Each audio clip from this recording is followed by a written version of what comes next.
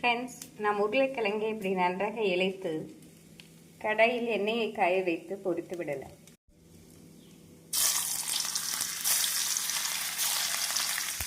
நாம் அனைத்து உருளைக்கிழங்கையும் உதிரியாக பொரித்து எடுத்து விடலாம்.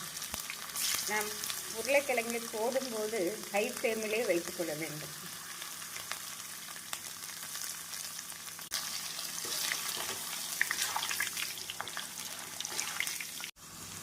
நாம் மிதமான தீயில் ஒரு 2 நிமிடம் வைத்து எடுத்தோம் என்றால் பொட்டேட்டோ சிப்ஸ் கிறிஸ்பாக ரெடியாகிவிடும்.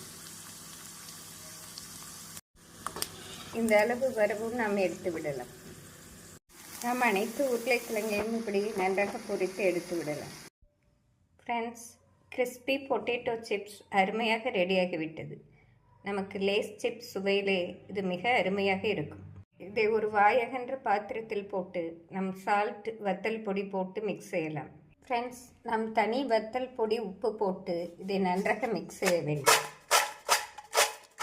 இப்படி குளிக்க விட்டோம் என்றால் அதை நன்றாக மிக்ஸ் ஆகிவிடும். இதை நாம் ஒரு கண்டெய்னரில் போட்டு வைத்தோம் என்றால் 3 நாள் வரை அருமையாக இருக்கும்.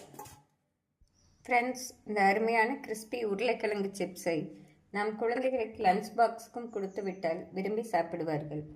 நம் ரசம் சாதம் வைத்து இதை கொடுத்து விட்டாலே குழந்தைகள் மிக விரும்பி சாப்பிடுவார்கள்.